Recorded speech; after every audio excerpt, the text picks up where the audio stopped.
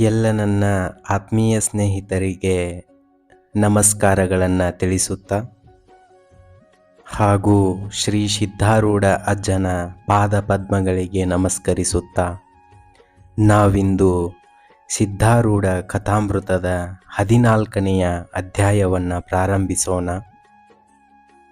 ಜಗದ್ಗುರು ಶ್ರೀ ಸಿದ್ಧಾರೂಢ ಪರಬ್ರಹ್ಮನೇ ನಮಃ. ಕಮಲನೇತ್ರನೇ ಪುಣ್ಯಗಾತ್ರನೇ ಅಖಿಲ ಭುವನದ ಸೂತ್ರನೇ ಅಮಲ ಹೃದಯನೇ ಭಕ್ತ ಸದಯನೇ ದೀನಜನ ಸನ್ಮಿತ್ರನೇ ವೇದಸ್ತವನ ಸುಪಾತ್ರನೇ ನೀ ಸರ್ವವ್ಯಾಪಿ ಪವಿತ್ರನೇ ಕ್ರೋಧ ವ್ಯಾಘ್ರನ ಶಾಂತಪಡಿಸುತ್ತಾ ರಕ್ಷಿಸೋ ಸುಚರಿತ್ರನೇ. ಸಿದ್ಧಾರೂಢಜ್ಜ, ನಿಮ್ಮನ್ನು ಪಡೆದ ನಾವು ಭಾಳ ಪುಣ್ಯವಂತರು. ಕ್ಷಣ ಮಾತ್ರ ನಿನ್ನ ಸಂಗತಿಯಾದ್ರೆ ತೀವ್ರವಾಗಿ ಭವಬಂಧ ನಾಶ ಆಗಿ ಅಂತರದಲ್ಲಿ ಬ್ರಹ್ಮ ಪ್ರಕಟ ಆಗ್ತದೆ. ಇಂಥ ಸದ್ಗುರುವಾದ ನಿನ್ನನ್ನು ವರ್ಣಿಸುವಾಗ ನನ್ನ ಮತಿ ಕುಂಠಿತ ಆಗಿ ಎಲ್ಲೆಲ್ಲಿಯೂ ಸಾಗುವುದಿಲ್ಲ. ಯಾಕಂದ್ರೆ ಈ ಜಗತ್ತಿನೊಳಗ ನಿನ್ನ ಸಮಾನರು ಯಾರ್ಯಾರು ಇಲ್ಲ ಅಜ್ಜ. ತೀರ್ಥಕ್ಷೇತ್ರಾದಿಗಳಲ್ಲಿ ಮಾಡಿದ ಯಾವ ಫಲವೂ ಕಾಲಾಂತರದಲ್ಲಿ ಸಿಗುತ್ತದೆ. ಆದ್ರೆ ನಿನ್ನ ದರ್ಶನದ ಫಲ ತತ್ಕಾಲನ ಸಿಗ್ತೈತಿ ಅಂಥೇಳಿ ಶ್ರುತಿಗಳಲ್ಲಿ ಪ್ರಸಿದ್ಧ ಆಗೈತಿ. ನೀನು ನಿರ್ಗುಣದೊಳಗ ಇದ್ದಿ ಅಂದ್ರ ಭಕ್ತ ಜನರನ್ನು ಯಾರು ಉದ್ಧರಿಸಬೇಕು ಅಂಥೇಳಿ ನೀನು ದೇಹದಾರಿಯಾಗಿ ಬಂದು ಇಂಥ ನಿನ್ನ ಕಥೆಯು ಜಗತ್ತಿಗೆ ಪಾವನಕರವಾಗೈತಿ. ಯಾವಾಗ ಭಕ್ತರಿಗೆ ಸಂಕಷ್ಟಗಳು ಬರ್ತಾವೋ ಆ ಕ್ಷಣನ ತಾನ ಸ್ವತಃ ಹೋಗಿ ಅವನ್ನು ಪರಿಹರಿಸಬೇಕಂತೇಳಿ ನಿಶ್ಚಯ ಮಾಡಿ ದೇಹವನ್ನು ಧರಿಸಿಕೊಂಡು ಈ ದುಃಖಮಯವಾದ ಲೋಕಕ್ಕೆ ಬಂದಿರುತ್ತಿ. ಸಂಕಷ್ಟ ಬಂದಾಗ ನೀ ಭಕ್ತರನ್ನು ರಕ್ಷಿಸ್ತಿ. ಆಮೇಲೆ ಅವರು ಪ್ರೇಮಯುಕ್ತರಾಗಿ ನಿನ್ನನ್ನು ಸೇವಿಸಲಿಕ್ಕೆ ಆದರವುಳ್ಳವರಾಗ್ತಾರ. ಅದರಿಂದ ಅವರು ಚಿತ್ತಶುದ್ಧಿಯನ್ನು ಹೊಂದಿ ಮುಂದೆ ಜ್ಞಾನಕ್ಕೆ ಅಧಿಕಾರಿಗಳಾಗ್ತಾರ. ಸದ್ಗುರು ಮಾತೆಯಾದ ನೀನು ದುರ್ಜನರಿಗೋಸ್ಕರ ಸಹ ತಾರುಣೋಪಾಯವನ್ನು ಹುಡುಕಿರುತ್ತಿ. ಅವರು ಛಳನ ಮಾಡಿದ್ರಂದ್ರ ಅವರಿಗೆ ದಯಾ ತೋರಿಸಿ ನೀನು ಅವರನ್ನು ಉದ್ಧರಿಸುವಿ. ಇಂಥ ದಯಾಳುವಾದ ಸದ್ಗುರು ಅಜ್ಜ ನೀನು ಭಕ್ತರ ಮೇಲೆ ಸದಾ ಕೃಪೆಯ ಛಾಯೆಯನ್ನು ಹಾಕಿ ನೀ ಶ್ರಮ ಪರಿಹರಿಸುವಿ. ಹೇ ದೇವನೇ, ನಿನ್ನ ಕಥೆಯನ್ನು ಈಗ ನೀನ ನಿರೂಪಿಸುವಂಥವನಾಗು. ಸಮುದ್ರ ತೀರದಲ್ಲಿ ಕುಮಟೆ ಅಂತೇಳಿ ಒಂದು ನಗರ ಇತ್ತು. ಅಲ್ಲಿ ಹರಿಹರ ಅಂತೇಳಿ ಒಬ್ಬ ಭಕ್ತನಿದ್ದ. ಆತ ಬಹು ದರಿದ್ರಾವಸ್ಥೆಯಲ್ಲಿ ಸಂಸಾರ ನಡೆಸಾಕತ್ತಿದ್ದ. ಆತನ ಪತ್ನಿ ಹೆಸರು ಸರಸ್ವತಿ ಅಂಥೇಳಿ. ಆ ದಂಪತಿಗಳು ಬಹು ಪ್ರೇಮಯುಕ್ತರಾಗಿ ಕೃಷ್ಣನಾಮವನ್ನು ಜಪಿಸ್ತಾ ಪ್ರತಿನಿತ್ಯ ಶ್ರೀಪತಿಯನ್ನು ಭಜಿಸುತ್ತಿದ್ದರು. ನಿತ್ಯದಲ್ಲಿ ಭಜನೆ ಮತ್ತು ನಾಮಸ್ಮರಣೆ ಮಾಡುತ್ತಿರುವುದರಿಂದ ಅವರ ಚಿತ್ತ ನಿರ್ಮಲ ಆಗಿ ಅವರಿಗೆ ಮಹಾವೈರಾಗ್ಯ ಪ್ರಾಪ್ತಿಯಾಯಿತು. ಮತ್ತು ಸಂಸಾರ ಕಾರ್ಯಗಳನ್ನು ಮಾಡೋದರಲ್ಲಿ ಭಾಳ ಬೇಸರ ಪಡತೊಡಗಿದ್ರು. ಪ್ರಪಂಚದೊಳಗ ಭಾಳ ದುಃಖ ಆಕೈತಿ ಅಂಥೇಳಿ ಹೃದಯದಲ್ಲಿ ಭಾಳ ತಳಮಳ ಪಟ್ಟ ಏನು ಮಾಡ್ಬೇಕಂತೇಳಿ ತಿಳಿದ. ಹೇ ಶ್ರೀಹರಿ, ನೀನೇ ನಮಗ ದುಃಖದಿಂದ ಬಿಡುಗಡೆ ಮಾಡು ಅಂಥೇಳಿ ಪ್ರಾರ್ಥಿಸುತ್ತಿದ್ರು. ಆ ಸಮಯದೊಳಗ ಹುಬ್ಬಳ್ಳಿಯೊಳಗ ಸಿದ್ಧಾರೂಢರೆಂಬ ಯತೀಶ್ವರರು ಬಂದಾರ. ಸಾಕ್ಷಾತ್ ಪರಮೇಶ್ವರನೇ ನರರೂಪದಿಂದ ಬಂದಿರುವನು ಅಂಥೇಳಿ ಹೇಳ್ತಾರ. ಅದಕ್ಕೆ ಆಗ ಅತ್ಯಂತ ಹರ್ಷಚಿತ್ತರಾಗಿ ಕೂಡಲೇ ಹುಬ್ಬಳ್ಳಿಗೆ ಹೊರಟು ಹೋಗ್ಬೇಕಂತೇಳಿ ಕುತೂಹಲದಿಂದ ಎಲ್ಲ ಸಂಸಾರ ಭ್ರಾಂತಿಯನ್ನು ತ್ಯಜಿಸಿ ಹುಬ್ಬಳ್ಳಿಗೆ ಹೊರಟು ಬರ್ತಾರ. ಹುಬ್ಬಳ್ಳಿಗೆ ಬಂದು ಅಲ್ಲಿದ್ದಂಥ ಜನರಿಗೆ ವಿಚಾರಿಸ್ತಾರ, ಹೇ ಬಂಧುಗಳಿರ, ಇಲ್ಲಿ ಸಿದ್ಧ ಸದ್ಗುರುಗಳು ಇದಾರಂತಲ್ಲ, ಅವ್ರು ಎಲ್ಲಿರುವರು ಅಂತೇಳಿ ಕೇಳ್ತಾರ. ಆವಾಗ ಭಕ್ತ ಕಾಮ ಕಲ್ಪದ್ರುಮನಾಗಿಯೂ ಆತ್ಮಾರಾಮನಾಗಿಯೂ ಭವಶ್ರಮ ಪರಿಹಾರ ಮಾಡುವಂಥವನಾಗಿಯೂ ಇರುವ ಆತನು ಸಿದ್ಧಾಶ್ರಮದಲ್ಲಿರುವನು ಅಂತ ಹೇಳ್ತಾರೆ. ಆ ಕೂಡಲೇ ಹರಿಹರ ಮತ್ತು ಸರಸ್ವತಿ ಅತ್ಯಂತ ಪ್ರೇಮಭರಿತರಾಗಿ ಸಿದ್ಧಾಶ್ರಮಕ್ಕೆ ಶೀಘ್ರವಾಗಿ ಬಂದ ಅಲ್ಲಿಯ ಶೋಭಾ ನೋಡಿ ಬಹು ಆನಂದಭರಿತರಾಗ್ತಾರ. ಆ ಸದ್ಗುರು ರೂಪವು ಜ್ಞಾನ ತೇಜದಿಂದ ಪ್ರಕಾಶಮಾನವಾಗಿಯೂ ಅನುಪಮವಾಗಿಯೂ ದರ್ಶನ ಮಾತ್ರದಿಂದ ತ್ರಿತಾಪಗಳನ್ನು ಹರಣ ಮಾಡುವಂಥದ್ದಾಗಿಯೂ ಜನ್ಮಾಂತರಗಳಲ್ಲಿ ಮಾಡಿದಂಥ ಪಾಪವನ್ನು ಭಸ್ಮ ಮಾಡುವ ಸಾಮರ್ಥ್ಯವುಳ್ಳಂಥದ್ದಾಗಿರುವುದನ್ನು ಅವರು ನೋಡ್ತಾರೆ. ಅತಿ ಸೋಜ್ವಲವಾದ ಮುಖ ಮುದ್ರೆಯುಳ್ಳ ಸಿದ್ಧಾರೂಢ ಸದ್ಗುರುಗಳನ್ನು ಕಂಡ ಆ ದಂಪತಿಗಳು ಕಣ್ಣೀರು ಹಾಕ್ತಾರ, ಅಂದ್ರೆ ಆನಂದ ಬಾಷ್ಪಗಳನ್ನು ಸುರಿಸ್ತಾರ. ಆಗ ಸಿದ್ಧ ಚರಣದಲ್ಲಿ ಮಸ್ತಕವನ್ನಿಟ್ಟ ಕಣ್ಣೀರು ಹಾಕ್ತಾ ಆಗ ಆ ಕರುಣಾಕರನು ಅವರನ್ನು ಎಬ್ಬಿಸ್ತಾರ. ಅವರ ಅನುಪಮ ಪ್ರೇಮರಸವನ್ನು ತಿಳಿದ ಹೃದಯದಲ್ಲಿ ದಯಾಭರಿತನಾಗಿ ಅವರನ್ನು ಕುರಿತ ಅಜ್ಜಾರ ಅಂತಾರ, ಹೇ ಪುಣ್ಯ ದಂಪತಿಗಳಿರ, ನೀವು ಎಲ್ಲಿಂದ ಬಂದ್ರಿ? ನಿಮ್ಮ ಅಪೇಕ್ಷೆ ಏನೈತಿ ಹೇಳ್ರಿ ಅಂತಾರ. ಅದಕ್ಕೆ ಅಜ್ಜಾರ ಮೃದು ವಚನವನ್ನು ಕೇಳಿ ಹರಿಹರ ಅಂತಾನ, ಹೇ ದಯಾಘನರಾದ ಸದ್ಗುರುಗಳೇ, ನಿಮ್ಮ ದರ್ಶನದ ಉದ್ದೇಶವಾಗಿ ನಾವು ಧಾವಿಸಿ ಇಲ್ಲಿಗೆ ಬಂದೆವು. ನಾವು ಸಂಸಾರದೊಳಗೆ ಭಾಳ ತಾಪವನ್ನು ಹೊಂದಿ ಅದರೊಳಗಿಂದ ಬಿಡಿಸುವಂಥವರು ಯಾರನ್ನೂ ಕಾಣದ ದಯಾಳುಗಳು ನೀವಿದ್ದೀರೆಂಬ ವಾರ್ತೆಯನ್ನು ಕೇಳಿ ನಿಮ್ಮ ಚರಣಗಳಿಗೆ ಶರಣು ಬಂದೇವಿ. ಸಂಸಾರ ಬಹು ದುಃಖಮಯವಾಯಿತು ಅಂತಾರ. ಅದರೊಳಗಿಂದ ತಾರನೋಪಾಯವು ಏನೂ ಕಾಣದ ದೃಢವಾಗಿ ನಿಮ್ಮ ಚರಣಗಳನ್ನು ಹಿಡಿದಿರ್ತೇವೆ. ಹೇ ಸದ್ಗುರು ಮಾತಾ, ನೀನೇ ನಮ್ಮನ್ನು ತಾರಿಸಬೇಕು. ಅವರ ಇಂಥ ಕರುಣಾ ವಚನವನ್ನು ಕೇಳಿ ಸದ್ಗುರುಗಳು ಅತ್ಯಂತ ಕೃಪೆಯಿಂದ ದ್ರವಿಸಿ, ಭಯ ಪಡಬೇಡ್ರಿ ಅಂಥೇಳಿ ಅವರಿಗೆ ಅಭಯ ವಚನವನ್ನು ದಯಪಾಲಿಸ್ತಾರ. ಕೂಡಲೇ ದಂಪತಿಗಳು ಬಹು ಆನಂದಯುಕ್ತರಾಗಿ ಅಂದಿನಿಂದ ಸದ್ಗುರು ಆಜ್ಞೆಯಿಂದ ಮಠದಲ್ಲೇ ಇರ್ತಾರ. ದೇಹಾಭಿಮಾನವನ್ನು ಬಿಟ್ಟ ಅನನ್ಯ ಭಾವದಿಂದ ಗುರು ಸೇವೆಯನ್ನು ಮಾಡಕತ್ತಾರ.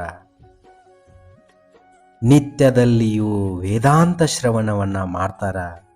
ಅದರಿಂದ ಅವರ ಚಿತ್ತಕ್ಕೆ ಶಾಂತಿ ಲಭಿಸ್ತು. ಅವರ ಹೊಟ್ಟಿಪಾಡಿಗಾಗಿ ಅವರ ಭಿಕ್ಷಾಟನವನ್ನು ಅವಲಂಬಿಸುತ್ತಾರೆ. ಅವರ ಅದ್ಭುತ ಪ್ರೇಮವನ್ನು ನೋಡಿ ಜನರೆಲ್ಲ ಆಶ್ಚರ್ಯಭರಿತರಾಗಿ ಅವರಿಗಂತಾರ, ನೀವು ಪುಣ್ಯಾತ್ಮರೂಪ, ಭಾಳ ದಂಡ್ರಿ ನೀವು. ಯಾಕಂದ್ರೆ ಆ ಸಿದ್ಧ ದಯಾಗಣನ ಕೃಪೆಯನ್ನು ಸಂಪಾದಿಸಿಕೊಂಡಿರಿ. ಈ ಪ್ರಕಾರ ಒಂದು ವರ್ಷ ಆತ. ಸದ್ಗುರುವಿನ ಪ್ರೇಮ ಅಂತರ್ಯದಲ್ಲಿ ಪೂರಿತವಾಗುವಂಥದ್ದಾಯಿತು. ಆ ಸಮಯದಲ್ಲಿ ಆ ದಂಪತಿಗಳಿಗೆ ಕುಮಟೆಗೆ ಹೋಗಿ ಬರುವ ಒಂದು ಅನಿವಾರ್ಯ ಕಾರ್ಯ ಬಂದೊದಗ್ತದೆ. ಆಗ ಸದ್ಗುರು ವಿರಹವಾಗುವುದಂತೇಳಿ ತಿಳಿದ ಬಹು ತಳಮಳಿಸತೊಡಗ್ತಾರ. ನೇತ್ರಗಳಿಂದ ದಳದಳನೆ ಅಶ್ರುಗಳು ಸುರಿಯಾಕತ್ತವ. ಸಿದ್ಧ ಸದ್ಗುರುಗಳ ಸಮೀಪ ಬಂದ, ಹೇ ದಯಾನಿಧಿಯೇ, ನಮಗೆ ತೀವ್ರವಾಗಿ ಹಿಂತಿರುಗಿ ಕರೆಸಿಕೊಳ್ಳಿರಿ ಅಂಥೇಳಿ ದೈನ್ಯ ಭಾವದಿಂದ ಪ್ರಾರ್ಥನೆ ಮಾಡ್ತಾರ. ಆಗ ಸದ್ಗುರುಗಳು ಅಂತಾರ, ನೀವು ಮನಸ್ಸಿನಲ್ಲಿ ಏನು ಚಿಂತೆ ಮಾಡಬೇಡ್ರಿ. ಗುರು ಚಿಂತನ ಅಖಂಡವಾಗಿ ಮಾಡುತ್ತಿದ್ರ ನಿಮಗ ಮಾರ್ಗದಲ್ಲಿ ಏನೇನೂ ಭಯವಿರಲಾರ್ದು. ನಾ ಯಾವಾಗಲೂ ನಿಮ್ಮ ಬೆನ್ನಿಗಿರ್ತೇನೆ. ನೀವು ಹೃದಯದಲ್ಲಿ ದೃಢವಾಗಿ ನಂಬ್ರಿ ಮತ್ತು ನಿರ್ಭಯ ಚಿತ್ತರಾಗಿ ಹಗಲು ರಾತ್ರಿ ನಾಮ ಜಪವನ್ನ ಮಾಡ್ತಾ ನಡೀರಿ. ಸದ್ಗುರು ವಚನವನ್ನ ಕೇಳಿ ಆ ದಂಪತಿಗಳು ಅತ್ಯಾನಂದ ಭರಿತರಾಗಿ ಸದ್ಗುರು ಚರಣಗಳಿಗೆ ಮಸ್ತಕವನ್ನಿಟ್ಟ ಕುಮಟೆಗೆ ಹೋಗುವ ರಸ್ತೆಯ ಮೇಲೆ ನಡೆದು ಹೋಗ್ತಾರ. ರಸ್ತೆ ಹಿಡಿದು ಹೋಗುವಾಗ ಸದ್ಗುರು ನಾಮವನ್ನ ಬಹು ಪ್ರೇಮದಿಂದ ಉಚ್ಚರಿಸ್ತಿರ್ತಾರ ಮತ್ತು ಆಗಾಗ ಸದ್ಗುರು ಕಥೆಗಳನ್ನು ವರ್ಣಿಸುತ್ತಾ ಅಷ್ಟಭಾವಗಳನ್ನು ಹೊಂದಿ ನೇತ್ರಗಳು ಅಶ್ರುಪೂರ್ಣವಾಗಿ ಸದ್ಗುರು ಮೂರ್ತಿಯನ್ನು ಚಿಂತಿಸಿ ನಡೆಯಕತ್ತಿದ್ರ. ಹಿಂಗ ಹೋಗುತ್ತಿರುವಾಗ ಮುಂದೆ ಒಂದು ದೊಡ್ಡ ಅರಣ್ಯ ಕಾಣ್ತೈತಿ. ರಸ್ತೆಯ ಎರಡೂ ಭಾಗದೊಳಗ ದೊಡ್ಡ ದೊಡ್ಡ ಮರಗಳು ಬೆಳೆದು ನಿಂತಿದ್ದಕ್ಕಾಗಿ ಹಗಲಿನಲ್ಲಿ ಅಂಧಕಾರ ತುಂಬಿತ್ತು. ಮಾರ್ಗದ ಮೇಲೆ ಕಿಂಚಿತ್ ಪ್ರಕಾಶ ಬೀಳ್ತಿತ್ತು. ಅರಣ್ಯದೊಳಗಿಂದ ಮೃಗ ಪಕ್ಷಾದಿಗಳ ಭಯಂಕರವಾದ ಘೋಷ ಕೇಳಿಸ್ತಿತ್ತು.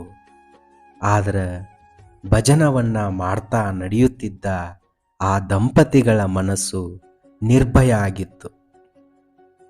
ಈ ಪ್ರಕಾರ ಅವರು ಹೋಗುತ್ತಿರುವಾಗ ಹರಿಹರ ಏನೋ ನಿಮಿತ್ತದಿಂದ ಹಿಂದುಳಿತಾನ. ಆತನ ಪತ್ನಿ ಮುಂದೆ ದೇವರ ನಾಮವನ್ನು ಉಚ್ಚರಿಸ್ತಾ ಶರೀರ ವಿಸ್ಮೃತಿಯನ್ನು ಹೊಂದಿದವಳಾಗಿ ನೆಟ್ಟಗ ಮುಂದೆ ನಡಿತಾಳ. ಅಷ್ಟರೊಳಗ ಒಂದು ಕಂಟಿಯೊಳಗಿಂದ ಒಂದು ಮಹಾವ್ಯಾಘ್ರ ತುಸು ಅಂತರದಲ್ಲಿ ಸರಸ್ವತಿಯ ಮುಂದೆ ಬಂದು ನಿಂತು ಆಕೆಯನ್ನು ನೋಡಕತ್ತಿ ಸರಸ್ವತಿಗೆ ದೇಹ ಬಾಣವಿದ್ದಿಲ್ಲ. ಒಮ್ಮೆ ಅಕಸ್ಮಾತ್ ಮುಂದೆ ನೋಡಿದ್ಲು, ಮತ್ತ ಕ್ಷಣ ಮಾತ್ರ ತಟಸ್ಥಳಾದ್ಲು. ಕೂಡಲೇ ಆ ವ್ಯಾಘ್ರ ಮಹಾಗರ್ಜನೆ ಮಾಡ್ತು. ಆ ಗರ್ಜನೆಯು ವನದಲ್ಲೆಲ್ಲ ಪ್ರತಿಧ್ವನಿಯಾಗುತ್ತಾ ತುಂಬ್ಕೋತು. ಅದನ್ನು ಕೇಳಿ ಆ ಅಬಲೆಯು ತರತರನೆ ನಡಿಗೋದ್ಲು. ಮತ್ತ ಸದ್ಗುರುವಿನ ಸ್ಮರಣೆ ಮಾಡುವಂಥವಳಾದ್ಲು. ಆ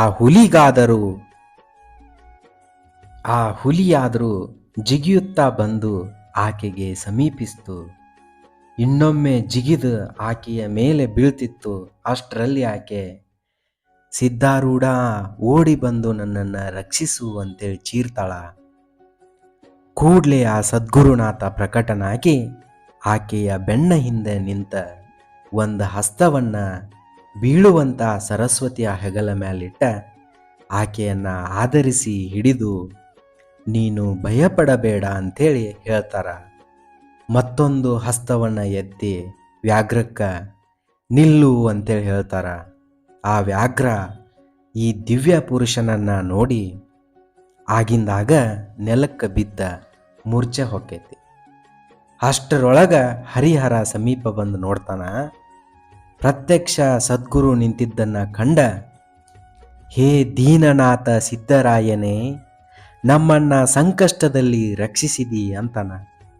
ಸರಸ್ವತಿಯಾದರೂ ದೇಹ ಸ್ವಭಾವವಾದ ಭಯದಿಂದ ಮೂರ್ಛಾಗತಳಾಗಿ ಬೀಳುವಷ್ಟರಲ್ಲಿ ಸಿದ್ಧರು ಆಕೆಯ ಹೆಗಲಿಗೆ ಹಿಡಿದು ಆದರಿಸಿದ್ರು.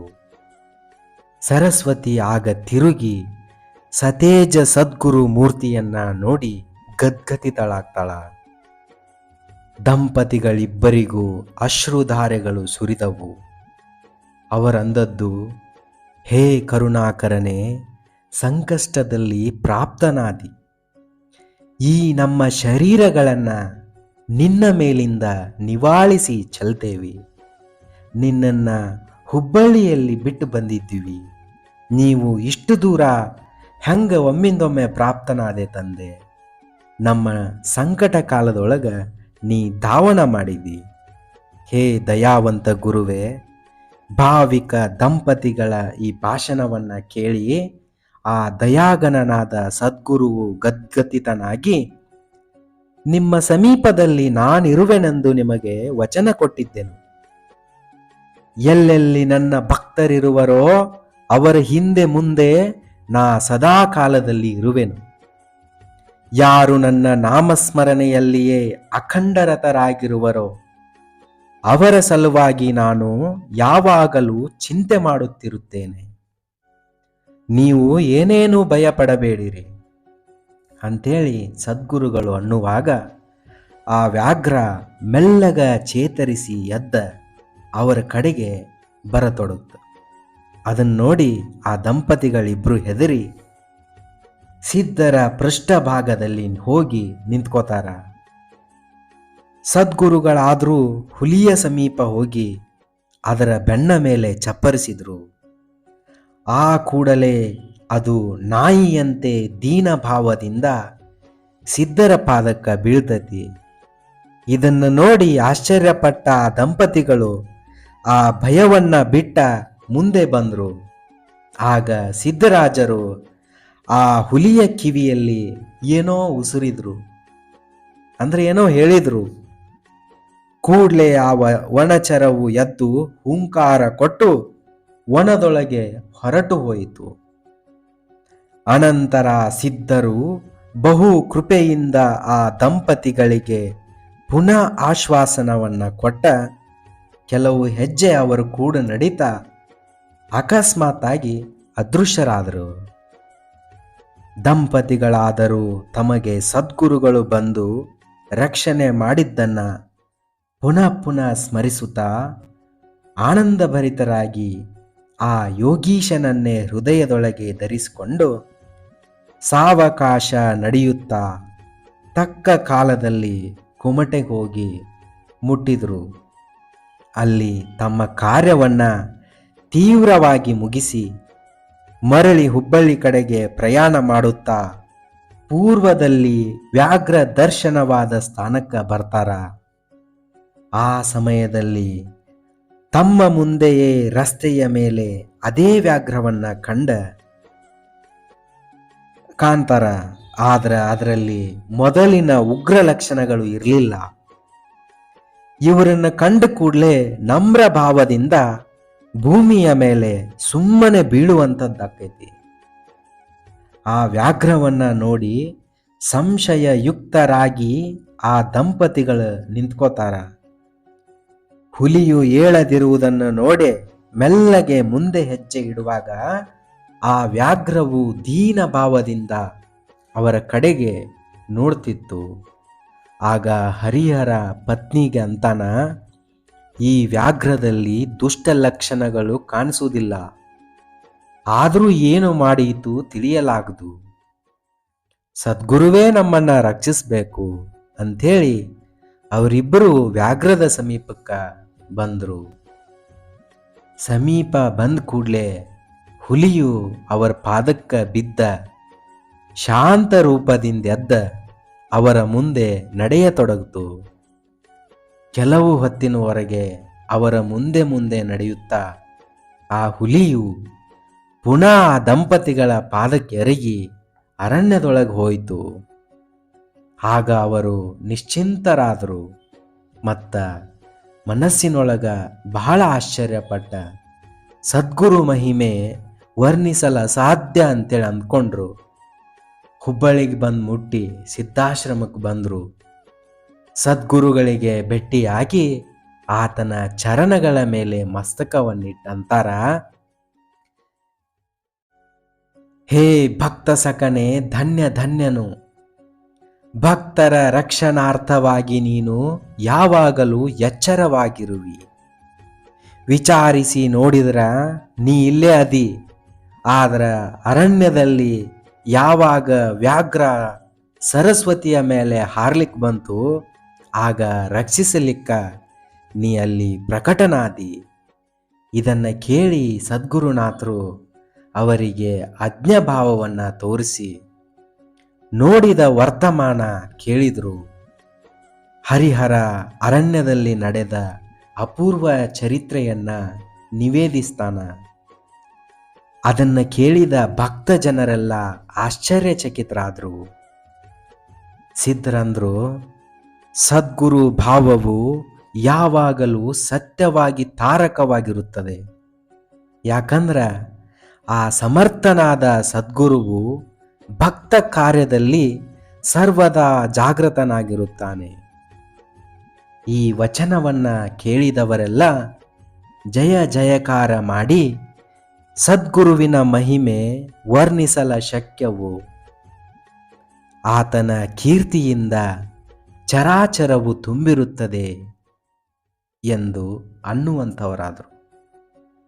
ಅಂದಿನಿಂದ ಆ ದಂಪತಿಗಳು ಸುಖದಿಂದ ಸದ್ಗುರುಗಳ ಚರಣ ಸನ್ನಿಧಿಯಲ್ಲೇ ಇರತೊಡಗಿದರು. ಹೇ ಶ್ರೋತಾ ಜನರುಗಳಿರ, ಈ ಜಗತ್ತಿನೊಳಗ ಪವಿತ್ರವಾದ ಈ ಕಥೆಯನ್ನ ನೀವು ಸಂಪೂರ್ಣವಾಗಿ ಕೇಳುವಂಥವರಾದ್ರಿ. ಶ್ರೀ ಸಿದ್ಧಾರೂಢರಂಥ ಅವತಾರ ಪುರುಷರ ಚರಿತ್ರ ಸರ್ವದಾ ಅಧ್ಯಾತ್ಮ ವಿಚಾರಕ್ಕೂ ಸಮ್ಮತ ಆಗಿರ್ತದ. ಯಾಕಂದ್ರ ಸಗುಣದಲ್ಲಿಯೂ ನಿರ್ಗುಣದಲ್ಲಿಯೂ ಅವರ ಲಕ್ಷ್ಯ ಇದ್ದು ಅವರ ವರ್ತನವು ಉಭಯಾತ್ಮಕವಾಗಿರುವುದು. ಸಗುಣ ಚರಿತ್ರವು ಶ್ರವಣ ಮಾಡಿದ ಮಾತ್ರದಿಂದ ಕೂಡಲೇ ಚಿತ್ತಕ್ಕೆ ಶಾಂತಿ ಉಂಟಾಗ್ತದ. ಆದರೆ ಮುಮುಕ್ಷು ಜನರ ಸಲುವಾಗಿ ನಿರ್ಗುಣ ಲಕ್ಷ್ಯಾರ್ಥವು ಹೇಳಲೇಬೇಕಾಗಿರುತ್ತದೆ. ಆದ್ದರಿಂದ ಸಜ್ಜನರಾದ ನೀವು ಈ ಕಥೆಯ ಲಕ್ಷ್ಯಾರ್ಥದ ಕಡೆಗೆ ಲಕ್ಷ್ಯ ಕೊಡಬೇಕು. ಏನಪ್ಪ ಇದರ ಅರ್ಥ ಅಂದ್ರೆ, ಅಂಥ ಈ ಲಕ್ಷ್ಯಾರ್ಥವನ್ನ ಶ್ರವಣ ಮಾಡುವುದರಿಂದ ಚಿತ್ತವು ಮಲರಹಿತವಾಗಿ ಅಂತರದಲ್ಲಿ ಜ್ಞಾನ ಜ್ಯೋತಿ ಪ್ರಕಟ ಆಗ್ತದೆ. ತೀವ್ರ ವೈರಾಗ್ಯ ಮತ್ತು ವಿಮಲ ಶಾಂತಿ ಎಂಬುವೇ ಆ ದಂಪತಿಗಳು. ಇವರು ಸಿದ್ಧ ಸದ್ಗುರುವಿನ ಆಜ್ಞೆಯಿಂದ ಭವಾರಣ್ಯದೊಳಗೆ ಹೋಗ್ತಾರ. ಅವರು ಅಲ್ಲಿ ಸುಖದಿಂದ ಸಂಚರಿಸುತ್ತಿರುವಾಗ ಕ್ರೋಧವೆಂಬ ವ್ಯಾಘ್ರ ಅಕಸ್ಮಾತಾಗಿ ಎದ್ದು ಆ ಶಾಂತಿಯನ್ನ ನುಂಗ್ಲಿಕ್ಕೆ ನೋಡ್ತೈತಿ. ಶಾಂತಿಯು ಸದ್ಗುರುನಾಥನ ಸ್ಮರಣೆಯನ್ನ ಮಾಡುವಂಥವಳಾಗ್ತಾಳ. ತತ್ಕಾಲವೇ ಸದ್ಗುರುವು ಹೃದಯದಲ್ಲಿ ಪ್ರಕಟನಾಗಿ ಮತ್ತ ಅದೇ ಕ್ಷಣದಲ್ಲಿ ಕ್ರೋಧ ಶಾಂತ ಆಗ್ತದೆ. ಈ ಪ್ರಕಾರ ಸದ್ಗುರುವು ಅವರನ್ನು ರಕ್ಷಿಸಿ ಮುಂದೆ ಆತ್ಮಸುಖದ ಕಡೆಗೆ ಕಳುಹಿಸುವಂಥವನಾಗ್ತಾನೆ.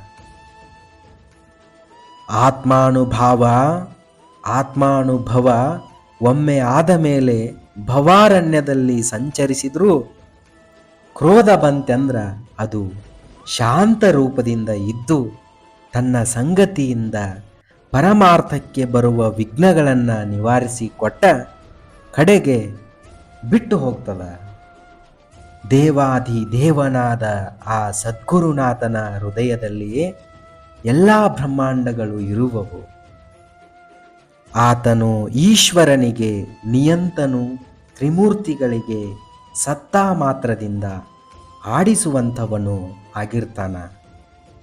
ಎಲ್ಲ ಪ್ರಾಣಿಗಳನ್ನು ಈಶ್ವರನು ಬಂಧನದಲ್ಲಿ ಹಾಕ್ತಾನ.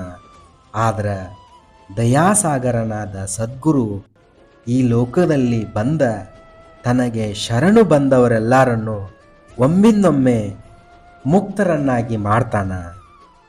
ಆ ಸದ್ಗುರುವಿನ ಕೀರ್ತಿ ವರ್ಣಿಸಲಿಕ್ಕ 1000 ಹೆಡೆಗಳುಳ್ಳ ಶೇಷನಿಗೆ ಜಿಹ್ವೆಗಳು ಸಾಲುವುದಿಲ್ಲ. ಅಂಥದ್ರೊಳಗ ಮಂದಮತಿಯಾದ ನಾನು ಎಷ್ಟು ವರ್ಣಿಸಲಿ? ಹೇ ಶ್ರೋತಾ ಜನರುಗಳಿರ, ಮುಂದಿನ ಅಧ್ಯಾಯದೊಳಗ ಅದ್ಭುತವಾದ ಕಥನವನ್ನು ಸಾವಧಾನ ಚಿತ್ತದಿಂದ ಕೇಳುವಂಥವರಾಗ್ರಿ. ಅದರ ಶ್ರವಣ ಮಾತ್ರದಿಂದ ಸಂಸಾರ ಮೋಹ ಹಾರಿ ಹೋಗಿ ಹೃದಯದಲ್ಲಿ ನಿರ್ಮಲ ಜ್ಞಾನ ಪ್ರಕಟ ಆಕ್ಕೇತಿ ಅಂಥೇಳಿ ಶ್ರೀ ಸಿದ್ಧಾರೂಢ ಕಥಾಮೃತದೊಳು ಶ್ರವಣ ಮಾತ್ರದಿಂದ ಸರ್ವ ಪಾಪಗಳನ್ನು ಭಸ್ಮ ಮಾಡುವಂಥ ಬಹುಮಧುರವಾದ ಈ 14ನೆಯ ಅಧ್ಯಾಯವನ್ನು ಶಿವದಾಸನು ಶ್ರೀ ಸದ್ಗುರು ಸಿದ್ಧಾರೂಢರ ಚರಣಾರವಿಂದಗಳಲ್ಲಿ ಅರ್ಪಿಸಿದಾನ. ಓಂ ತತ್ಸತ್. ಎಲ್ಲರಿಗೂ ಧನ್ಯವಾದಗಳು.